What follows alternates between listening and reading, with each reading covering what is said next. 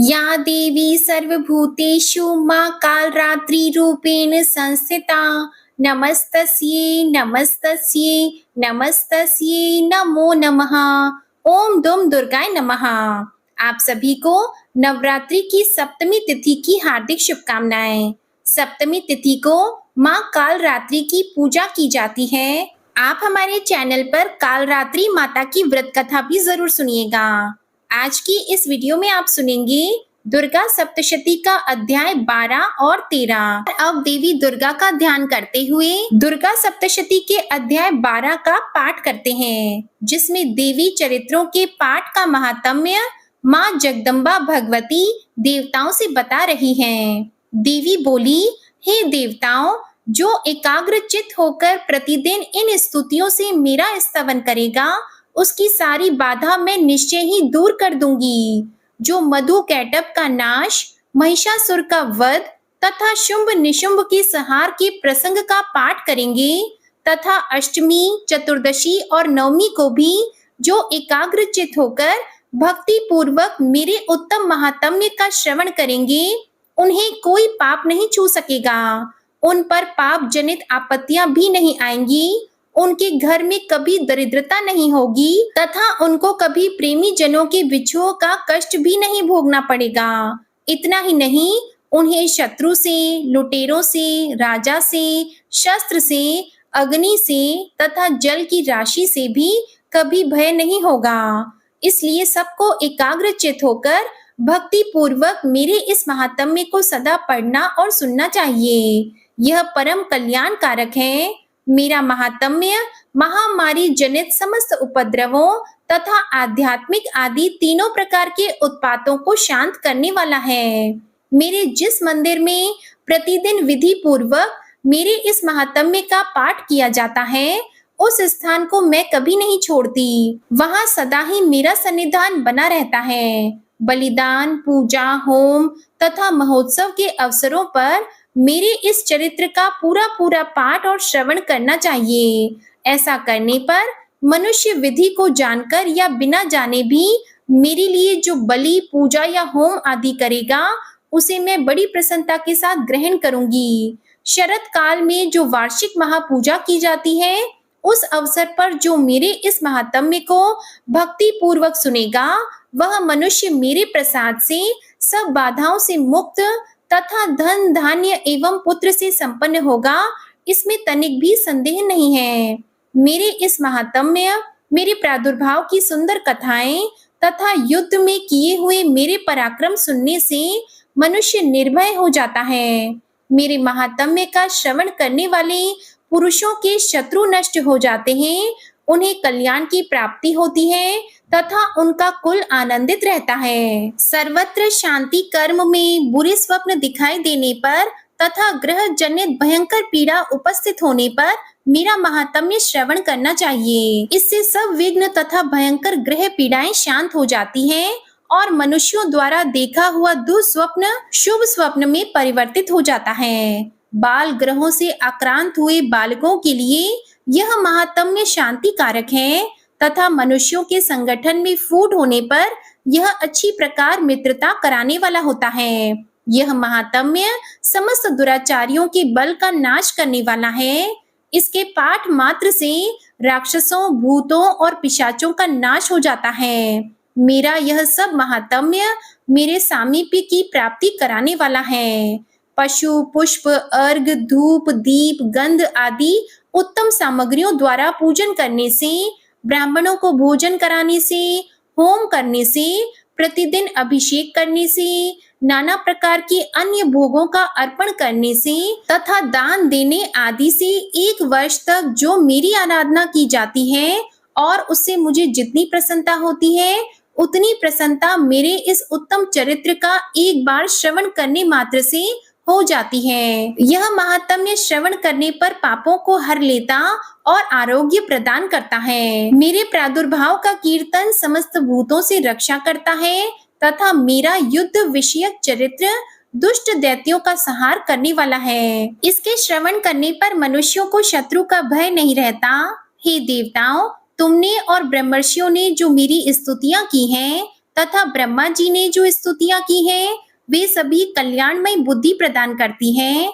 One में, सूने मार्ग में अथवा दावानल से घिर जाने पर, निर्जन स्थान में, लुटेरों के दाव में पड़ जाने पर या शत्रुओं से पकड़े जाने पर अथवा जंगल में सिंह, व्याघ्र या जंगली हाथियों का पीछा करने पर, कुपित राजा के आदेश से वध या बंधन के स्थान में ले जाए जाने पर अथवा महासागर में नाव पर बैठने के बाद भारी तूफान से नाव के डगमग होने पर और अत्यंत भयंकर युद्ध में शस्त्रों का प्रहार होने पर अथवा वेदना से पीड़ित होने पर, सभी भयानक बाधाओं के उपस्थित होने पर जो मेरे इस चरित्र का स्मरण करता है, वह मनुष्य संकट से मुक्त हो जाता है और मेरे प्रभाव से सिंह आदि हिंसक जंतु नष्ट हो जाते हैं तथा लुटेरे और शत्रु भी मेरे चरित्र का स्मरण करने वाले पुरुष से दूर भाग जाते हैं। ऋषि कहते हैं, ऐसा कहकर प्रचंड पराक्रम वाली भगवती चंडिका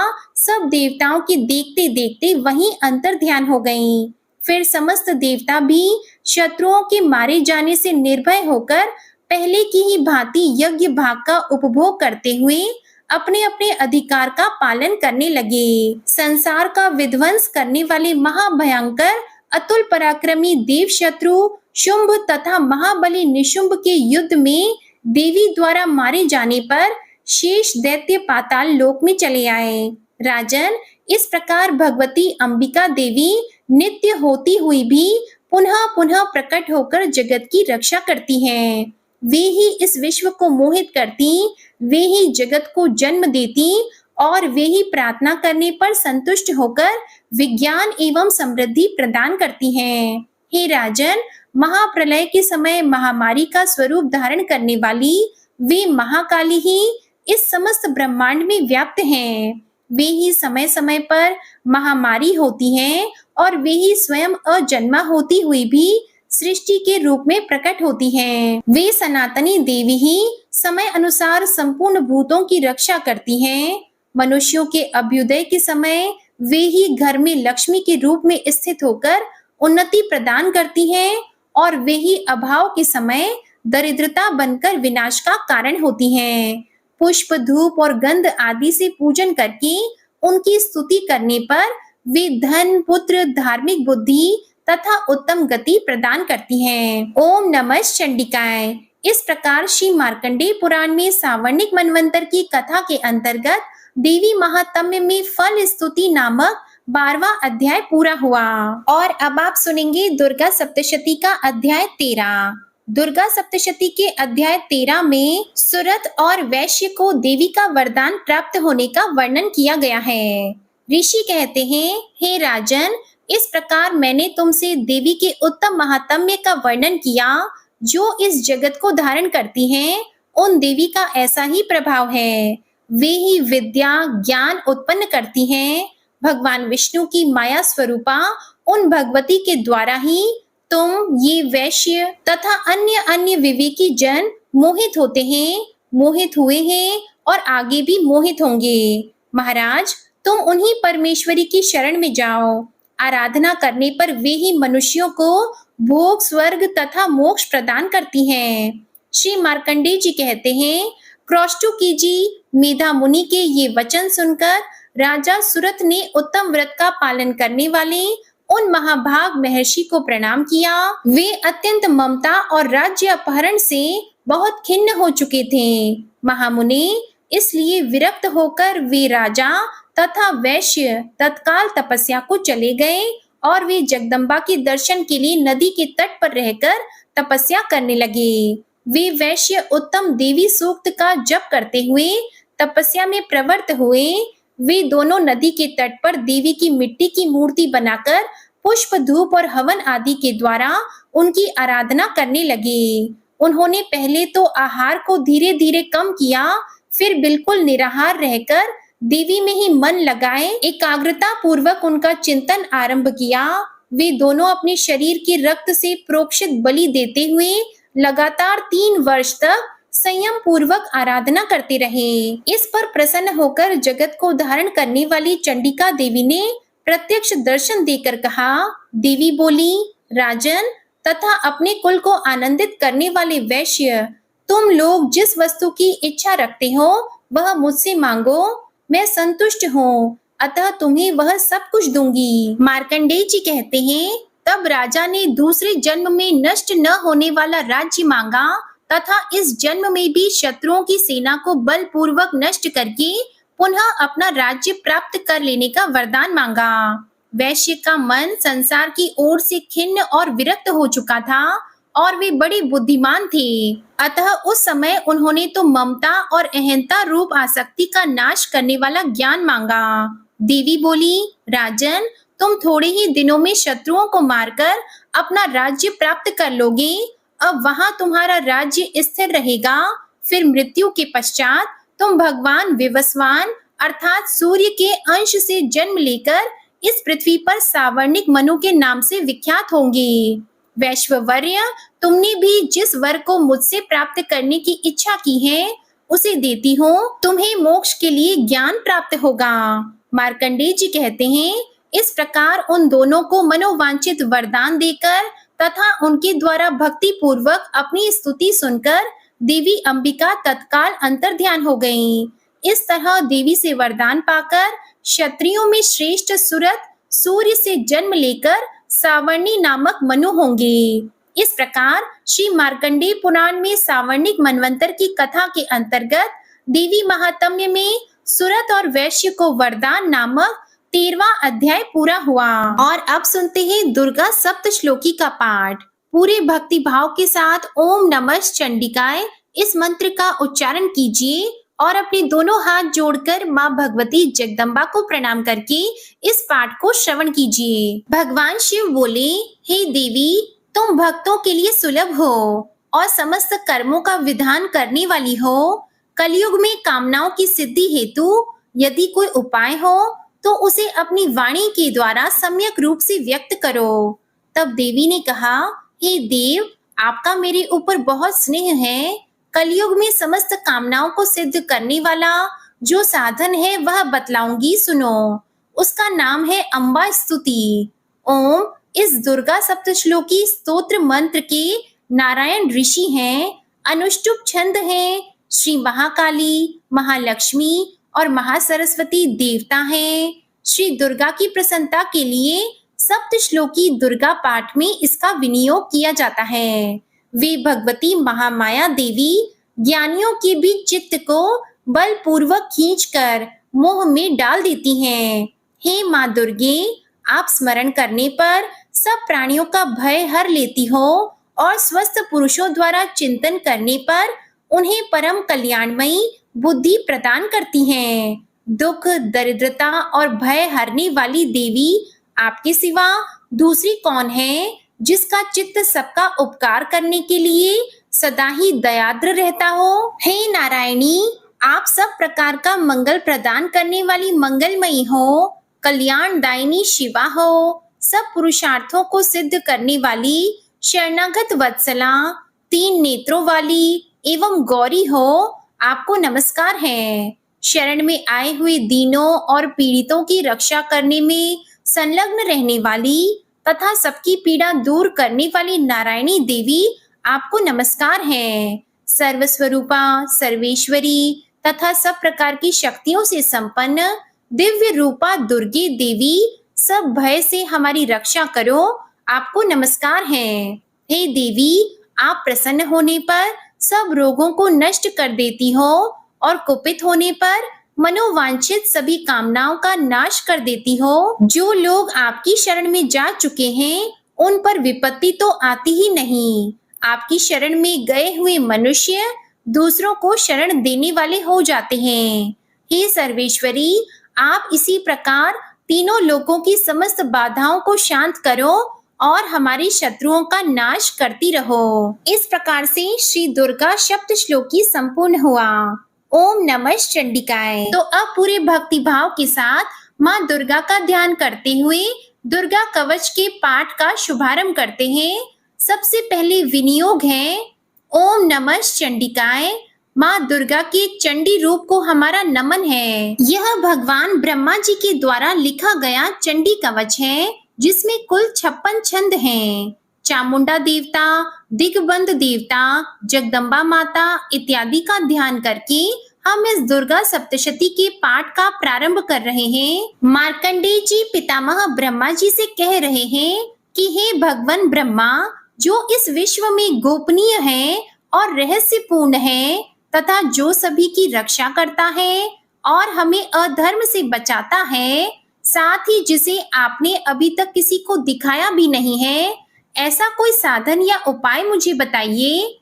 मार्कंडेय जी के इस प्रश्न पर भगवान ब्रह्मा कहते हैं कि उस साधन का नाम तो देवी कवच ही है, जो इस विश्व में अत्यधिक गोपनीय है। वह देवी कवच सभी का कल्याण करने वाला, पवित्रता और पुण्य देने वाला है। आपको इसी का ही जाप करना चाहिए, इसी से ही आपका उद्धार होगा। माँ दुर्गा की 9 मूर्तियां हैं। माँ दुर्गा का प्रथम स्वरूप है माँ शैलपुत्री, दूसरा स्वरूप है माँ ब्रह्मचारिणी, माँ दुर्गा का तीसरा स्वरूप है माँ चंद्रघंटा और चौथा स्वरूप है माँ कुष्मांडा। उनका 5वां स्वरूप स्कंद माता का है और छठा रूप माँ कात्यायनी है। 7वां स्वरूप है माँ कालरात्रि का और 8वां स्वरूप माँ महागौरी के नाम से प्रसिद्ध है। माँ दुर्गा का 9वां रूप है माँ सिद्धिदात्री। यही 9 दुर्गा के रूप हैं, जिसे भगवान ब्रह्मा के द्वारा वेदों के माध्यम से बताया गया है। जो मनुष्य अग्नि में जल रहा हो, सभी ओर से शत्रुओं से घिर गया हो, विपरीत परिस्थितियों का सामना कर रहा हो और उस समय यदि वह माँ दुर्गा की शरण में जाता है तो उसका कभी भी बुरा नहीं हो सकता। अर्थात माँ दुर्गा का ध्यान किए जाने पर माँ दुर्गा उसकी हर परिस्थिति में सहायता करती है। यदि युद्ध का समय हो और मनुष्य संकटों में घिरा हुआ हो तो भी माँ दुर्गा के प्रभाव से उसका कुछ भी बुरा नहीं होता है। माँ दुर्गा उसके दुख, पीड़ा, भय इत्यादि का नाश कर देती है। जो भी भक्तजन माँ दुर्गा की भक्ति करता है, माँ दुर्गा अवश्य ही उन्हें अभय दान देती है।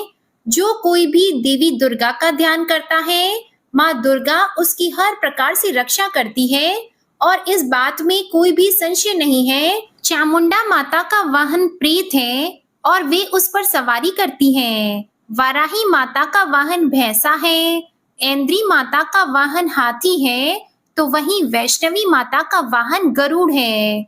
भगवान शिव की पत्नी व सभी की ईश्वरी माँ पार्वती का वाहन वृषभ है। कुमारी माता का वाहन मोर है। लक्ष्मी माता कमल के आसन पर विराजमान है और उन्होंने अपने हाथों में भी कमल लिया हुआ है। वे भगवान विष्णु को अत्यधिक प्रिय हैं। वृषभ पर बैठी हुई माँ पार्वती का रंग सफेद है। भगवान ब्रह्मा की पत्नी माँ ब्राह्मी या माँ सरस्वती हंस पर बैठी हुई है और सभी प्रकार के आभूषण पहने हुए हैं। इस प्रकार से माता रानी अपने अलग अलग रूपों में सभी तरह के योग और शक्तियों को ली हुई है। उन्होंने कई प्रकार के आभूषण और रत्न पहने हुए हैं जो उनकी शोभा को बढ़ा रहे हैं। माँ दुर्गा का एक रूप अत्यधिक क्रोध में रथ पर बैठा हुआ दिखाई देता है, जो दुष्टों का नाश करने के लिए है। वे अपने हाथ में शंख, सुदर्शन चक्र, गदा, हल, मूसल इत्यादि लिए हुए हैं। इसके अलावा उन्होंने अपने हाथों में खेटक, तोमर, परशु, पाश, त्रिशूल तथा उत्तम कोटि का धनुष भी लिया हुआ है। माँ दुर्गा दैत्यों, दुष्टों और राक्षसों का नाश कर देती है, भक्तों का कल्याण करती है तथा देवताओं का सदैव हित करती है। इसी उद्देश्य के तहत ही उन्होंने अलग अलग भांति के अस्त्र शस्त्र लिए हुए हैं। माँ दुर्गा के महारौद्र, प्रलयकारी, पराक्रमी, महाशक्तिशाली, अत्यधिक उत्साही तथा भय का नाश कर देने वाले इस रूप को हम सभी नमस्कार करते हैं। माँ देवी के उस प्रलयंकारी रूप की ओर देखना भी बहुत मुश्किल है, जो शत्रुओं का भय बढ़ाने का कार्य करता है। पूर्व दिशा में ऐन्द्री देवी मेरी रक्षा कीजिए, अग्नि कोण में अग्नि शक्ति, दक्षिण दिशा में वाराही तथा नेतृत्व कोण में खड्गधारिणी मेरी रक्षा कीजिए। पश्चिम दिशा में वारुणी और वायव्य कोण में मृग पर सवारी करने वाली देवी मेरी रक्षा कीजिए। उत्तर दिशा में कौमारी और ईशान कोण में शूल धारिणी देवी मेरी रक्षा कीजिए। हे ब्रह्माणी, आप ऊपर की ओर से मेरी रक्षा कीजिए और वैष्णवी देवी नीचे की ओर से मेरी रक्षा कीजिए। इसी प्रकार शव को अपना वाहन बनाने वाली चामुंडा देवी दसों दिशाओं में मेरी रक्षा कीजिए। माँ जया आगे से और माँ विजया पीछे की ओर से मेरी रक्षा कीजिए। वाम भाग में माँ अजिता और दक्षिण भाग में माँ अपराजिता रक्षा कीजिए। उद्योतिनी शिखा की रक्षा करें। उमा मेरे मस्तक पर विराजमान होकर रक्षा कीजिए। ललाट में मालाधारी रक्षा करें और यशस्विनी देवी मेरे भौहों का संरक्षण करें। भौहों के मध्य भाग में त्रिनेत्रा और नथुनों की यम घंटा देवी रक्षा कीजिए। दोनों नेत्रों के मध्य भाग में शंखिनी और कानों में द्वार वासिनी रक्षा कीजिए।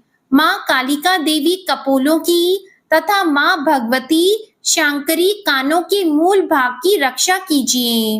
नासिका में सुगंधा और ऊपर के ओठ में माँ चर्चिका देवी रक्षा कीजिए।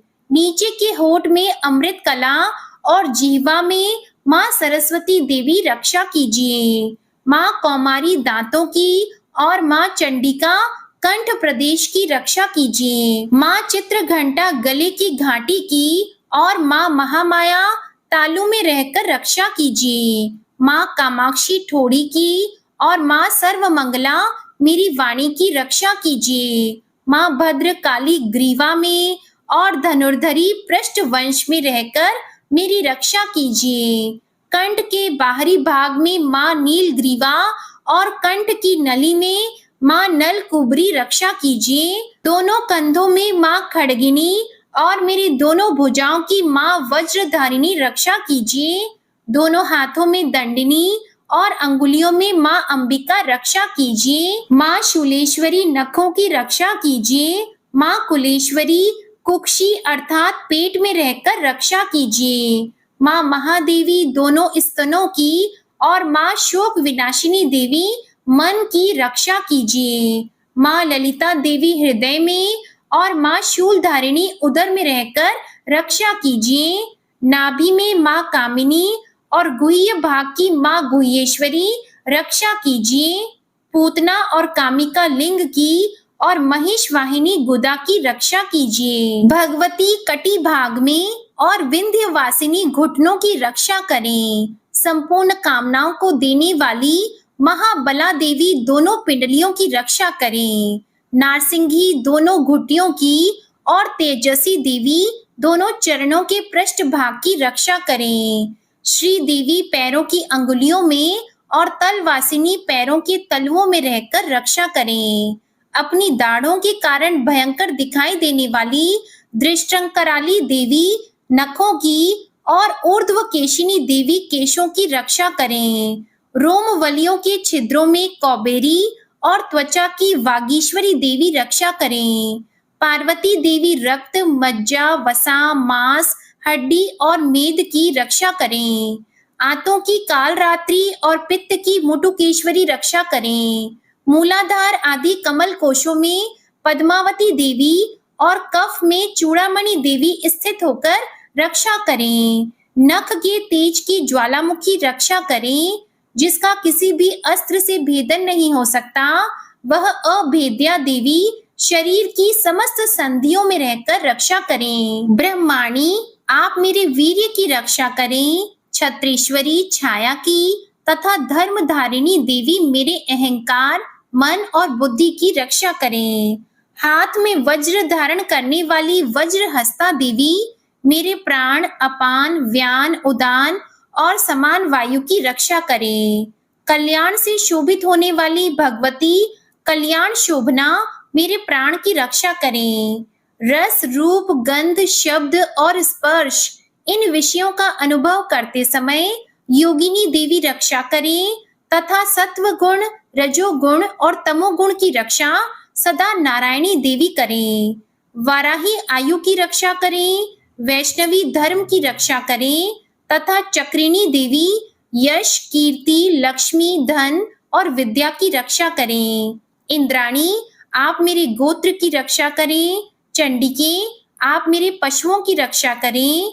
महालक्ष्मी, पुत्रों की रक्षा करें और भैरवी, पत्नी की रक्षा करें। मेरे पथ की सुपथा तथा मार्ग की क्षेमकरी रक्षा करें। राजा के दरबार में महालक्ष्मी रक्षा करें और सब ओर व्याप्त रहने वाली विजया देवी संपूर्ण भयों से मेरी रक्षा करें। देवी, जो स्थान कवच में नहीं कहा गया है, अतएव रक्षा से रहित है, वह सब आपके द्वारा सुरक्षित है, क्योंकि आप विजयशालिनी और पाप नाशिनी हो। माँ दुर्गा की आज्ञा के बिना कोई भी व्यक्ति इस विश्व में एक कदम भी आगे नहीं बढ़ सकता है। हम यदि कहीं भी जा रहे हैं तो हमें अवश्य ही इस देवी कवच का पाठ करना चाहिए और उसके बाद ही प्रस्थान करना चाहिए। इस दुर्गा रक्षा कवच के पाठ से हमें हर जगह लाभ और सफलता मिलती है और हमारे सभी काम बन जाते हैं। हम जब भी माँ दुर्गा का ध्यान करते हैं, वैसे ही हमारे सभी काम बनते चले जाते हैं। उस व्यक्ति को इस पृथ्वी पर बिना किसी तुलना के परम यश और वैभव प्राप्त होता है। जो भी भक्तजन इस देवी रक्षा कवच का पाठ करता है, उसका भय सदा के लिए समाप्त हो जाता है। युद्ध में उसकी विजय होती है तथा वह तीनों लोकों में पूजनीय हो जाता है। देवी माता का यह रक्षा कवच देवताओं तक के लिए बहुत दुर्लभ है। जो व्यक्ति इस देवी कवच का तीनों समय श्रद्धा भाव के साथ पाठ करता है, उसे देवी माता की कृपा से तीनों लोकों में विजय मिलती है। वह अकाल मृत्यु के भय से दूर होता है तथा 100 वर्षों से भी अधिक समय तक जीवित रहता है। इस दुर्गा कवच के पाठ से व्यक्ति के शरीर में होने वाले हर तरह के रोग समाप्त हो जाते हैं। उसके शरीर में बनने वाला विष भी समाप्त हो जाता है तथा कोई रोग उसका कुछ भी बिगाड़ नहीं सकता। जो भी मनुष्य इस दुर्गा रक्षा कवच को अपने हृदय में धारण कर लेता है, उस पर इस पृथ्वी पर होने वाले सभी तरह के अभिचारण, मंत्र, तंत्र का प्रभाव समाप्त हो जाता है। सभी तरह की डाकिनी, शाकिनी, अंतरिक्ष में रहने वाले अति शक्तिशाली और भयंकर डाकिनी, भूत, पिशाच, यक्ष, गंधर्व, राक्षस, ब्रह्म राक्षस, बेताल, कुष्मांडा भैरव इत्यादि सभी तरह की नकारात्मक शक्तियों के प्रभाव इस दुर्गा कवच के माध्यम से समाप्त हो जाते हैं। इस रक्षा कवच का पाठ करने वाला व्यक्ति राजा से सम्मान प्राप्त करता है और उसकी सुख संपत्ति में वृद्धि होती है। जो भी व्यक्ति इस देवी कवच का पाठ करता है, उसका हर जगह यश बढ़ता जाता है और जो भी इस कवच का 7 बार जाप करता है, उसका वंश इस पृथ्वी के अंत तक रहता है। इसके पश्चात जब उसकी मृत्यु हो जाती है, तब वह माँ दुर्गा के आशीर्वाद से परम स्थान को प्राप्त करता है, जो देवताओं को भी अत्यंत दुर्लभ है। उसे महामाया का प्रसाद मिलता है और उसकी मुक्ति हो जाती है। माँ दुर्गा के आशीर्वाद से वह सुंदर रूप को धारण करता है और भगवान शिव के समान आनंद प्राप्त करता है। श्री देवी दुर्गा कवच संपूर्ण हुआ और अब पूरे भक्ति भाव से माँ दुर्गा का ध्यान करके अर्गला स्तोत्र का पाठ करते हैं। ओम नमः चंडिकाय।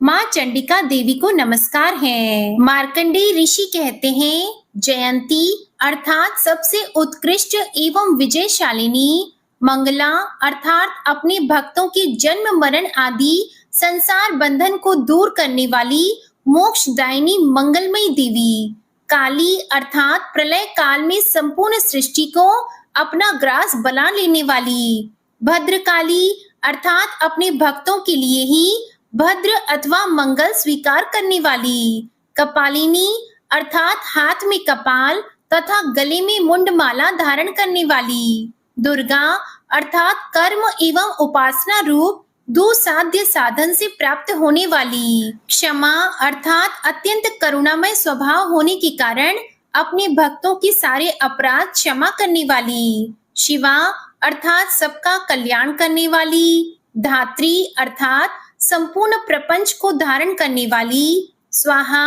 अर्थात स्वाहा रूप से यज्ञ भाग ग्रहण करके देवताओं का पोषण करने वाली तथा स्वधा स्वधा रूप से श्राद्ध और तर्पण को स्वीकार करके पितरों का पोषण करने वाली इन नामों से प्रसिद्ध जगदम्बिके, आपको मेरा नमस्कार है। हे देवी चामुंडे, आपकी जय हो। संपूर्ण प्राणियों की पीड़ा हरने वाली देवी, आपकी जय हो। सब में व्याप्त रहने वाली देवी, आपकी जय हो। हे कालरात्रि, आपको नमस्कार है। मधु और कैटब को मारने वाली तथा ब्रह्मा जी को वरदान देने वाली देवी, आपको नमस्कार है।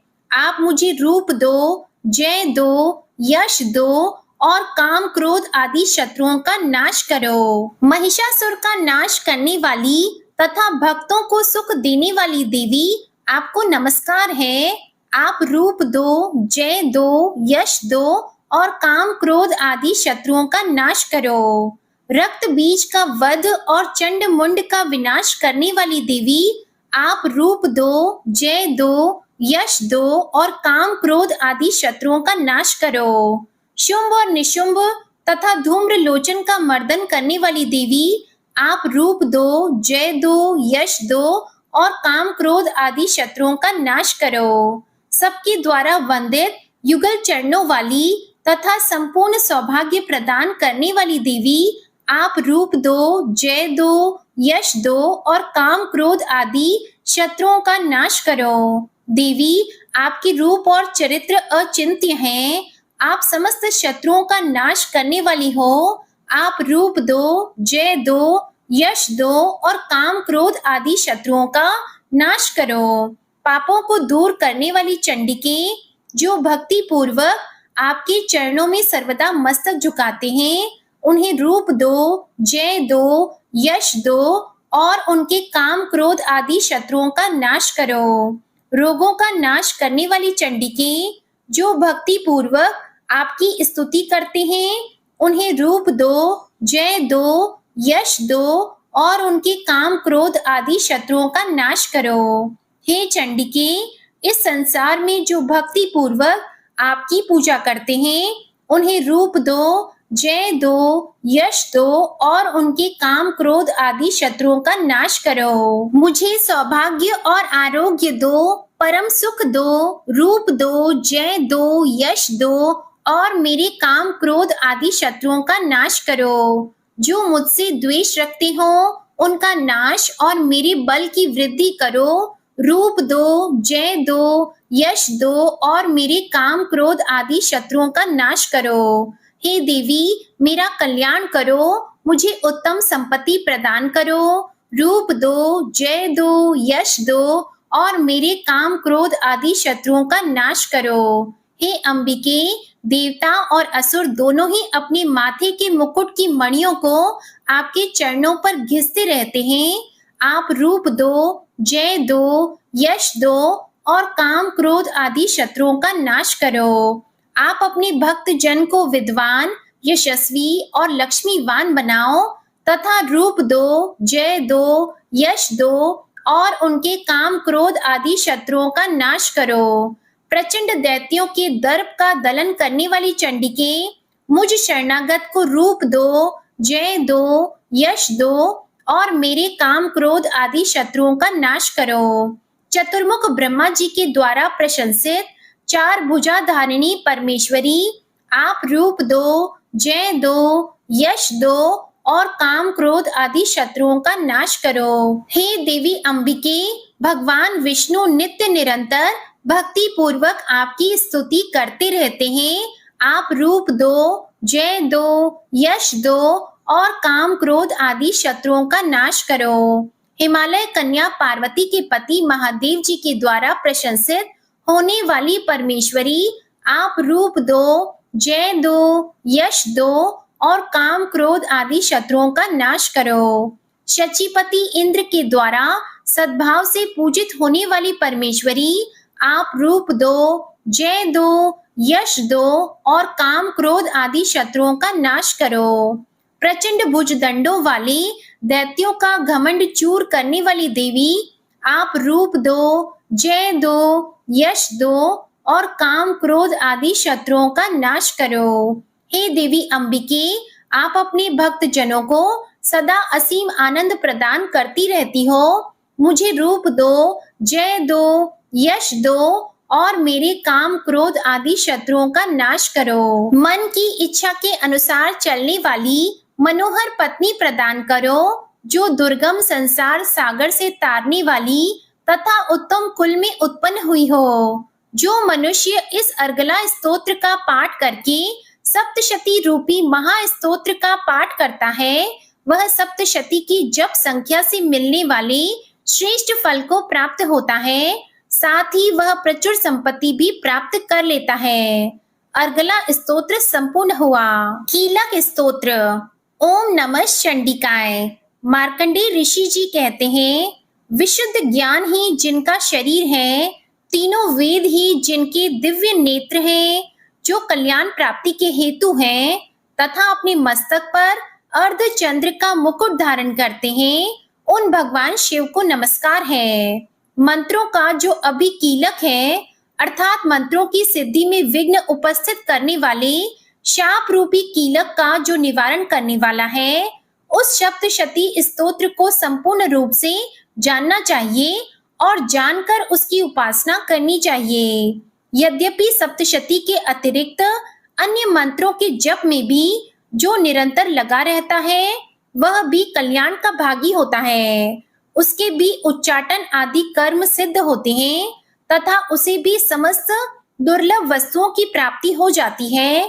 तथापि जो अन्य मंत्रों का जप न करके केवल इस सप्तशती नामक स्तोत्र से ही देवी की स्तुति करते हैं, उन्हें स्तुति मात्र से ही सच्चिदानंद स्वरूपिणी देवी सिद्ध हो जाती है। उन्हें अपने कार्य की सिद्धि के लिए मंत्र, औषधि तथा अन्य किसी साधन के उपयोग की आवश्यकता नहीं रहती। बिना जप के ही उनके उच्चाटन आदि समस्त आभिचारिक कर्म सिद्ध हो जाते हैं। इतना ही नहीं, उनकी संपूर्ण अभीष्ट वस्तुएं भी सिद्ध होती हैं। लोगों के मन में यह शंका थी कि जब केवल सप्तशती की उपासना से अथवा सप्तशती को छोड़कर अन्य मंत्रों की उपासना से भी समान रूप से सब कार्य सिद्ध होते हैं, तब इनमें श्रेष्ठ कौन सा साधन है? लोगों की इस शंका को सामने रखकर भगवान शंकर ने अपने पास आए हुए जिज्ञासुओं को समझाया कि यह सप्तशती नामक संपूर्ण स्तोत्र ही सर्वश्रेष्ठ एवं कल्याणमय है। इसके बाद भगवती चंडिका के सप्तशती नामक स्तोत्र को महादेव जी ने गुप्त कर दिया। सप्तशती के पाठ से जो पुण्य प्राप्त होता है, उसकी कभी समाप्ति नहीं होती, किंतु अन्य मंत्रों के जप से उत्पन्न पुण्य की समाप्ति हो जाती है। अतः भगवान शिव ने अन्य मंत्रों की अपेक्षा जो सप्तशती की ही श्रेष्ठता का निर्णय किया, उसे यथार्थ ही जानना चाहिए। अन्य मंत्रों का जप करने वाला पुरुष भी यदि सप्तशती के स्तोत्र और जप का अनुष्ठान कर ले, तो वह भी पूर्ण रूप से ही कल्याण का भागी होता है। इसमें तनिक भी संदेह नहीं है। जो साधक कृष्ण पक्ष की चतुर्दशी अथवा अष्टमी को एकाग्रचित होकर भगवती की सेवा में अपना सर्वस्व समर्पित कर देता है और फिर उसे प्रसाद रूप से ग्रहण करता है, उसी पर भगवती प्रसन्न होती है, अन्यथा उनकी प्रसन्नता नहीं प्राप्त होती। इस प्रकार सिद्धि के प्रतिबंधक रूप कीलक के द्वारा महादेव जी ने इस स्तोत्र को कीलित कर रखा है। जो पूर्वोक्त रीति से निष्कीलन करके इस सप्तशती स्तोत्र का प्रतिदिन स्पष्ट उच्चारण पूर्वक पाठ करता है, वह मनुष्य सिद्ध हो जाता है, वही देवी का पार्षद होता है और वही गंधर्व भी होता है। सर्वत्र विचरते रहने पर भी इस संसार में उसे कहीं भी भय नहीं होता, वह अपमृत्यु के वश में नहीं पड़ता तथा देह त्यागने के बाद मोक्ष प्राप्त कर लेता है। अतः कीलन को जानकर उसका परिहार करके ही सप्तशती का पाठ आरंभ करें। जो ऐसा नहीं करता, उसका नाश हो जाता है। इसलिए कीलक और निष्कीलन का ज्ञान प्राप्त करने पर ही यह स्तोत्र निर्दोष होता है और विद्वान पुरुष इस निर्दोष स्तोत्र का ही पाठ आरंभ करते हैं। स्त्रियों में जो कुछ भी सौभाग्य आदि दृष्टिगोचर होता है, वह सब देवी के प्रसाद का ही फल है। अतः इस कल्याणमय स्तोत्र का सदा जप करना चाहिए। इस स्तोत्र का मंद स्वर से पाठ करने पर स्वल्प फल की प्राप्ति होती है और उच्च स्वर से पाठ करने पर पूर्ण फल की सिद्धि हो जाती है। अतः उच्च स्वर से ही इसका पाठ आरंभ करना चाहिए। जिनके प्रसाद से ऐश्वर्य, सौभाग्य, आरोग्य, संपत्ति, शत्रुनाश तथा परम मोक्ष की भी सिद्धि होती है, उन कल्याणमयी जगदम्बा की स्तुति मनुष्य क्यों नहीं करते। कीलक स्तोत्र संपूर्ण हुआ और अब माँ भगवती दुर्गा का अपने मन में ध्यान करते हुए और अब आप सुनेंगे माँ दुर्गा जी की आरती। ओम जय अम्बे गौरी मैया जय श्यामा गौरी, तुमको निश दिन ध्यावत हरि ब्रह्मा शिवरी। ओम जय अम्बे गौरी मांग सिंदूर विराजत, टीको मृग मद को उज्ज्वल से दो नैना चंद्र वदननी को। ओम जय अम्बे गौरी कनक समान कलेवर, रक्तांबर राजी, रक्त पुष्प गल माला कंठन पर साजी। ओम जय अम्बे गौरी के हरि वाहन राजत, खड्ग खपर धारी, सुर नर मुनि जन सेवत, तिनके दुख हारी। ओम जय अम्बे गौरी कानन कुंडल शोभित, नासाग्रे मोती, कोटिक चंद्र दिवाकर समराजत ज्योति। ओम जय अम्बे गौरी शुंभ निशुंभ बिदारे, महिषासुर घाती, धूम्र विलोचन नैना निश दिन मदमाती। ओम जय अम्बे गौरी चंड मुंड सहारी, शोणित बीज हरी, मधु कैटभ दो मारे, सुर भयहीन करे। ओम जय अम्बे गौरी ब्रह्माणी रुद्राणी, तुम कमला रानी, आगम निगम बखानी, तुम शिव पट रानी।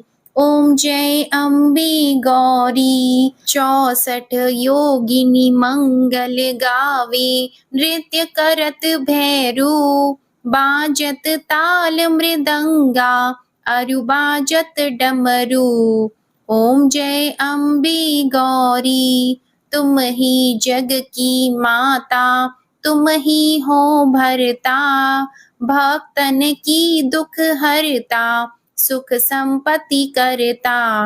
ओम जय अम्बे गौरी भुजाचार अति शोभित, वर मुद्राधारी, मन वांछित फल पावत, सेवत नर नारी। ओम जय अम्बे गौरी कंचन थाल विराजत, अगर कपूर बाती, श्रीमाल के तुम राजत, कोटि रतन ज्योति।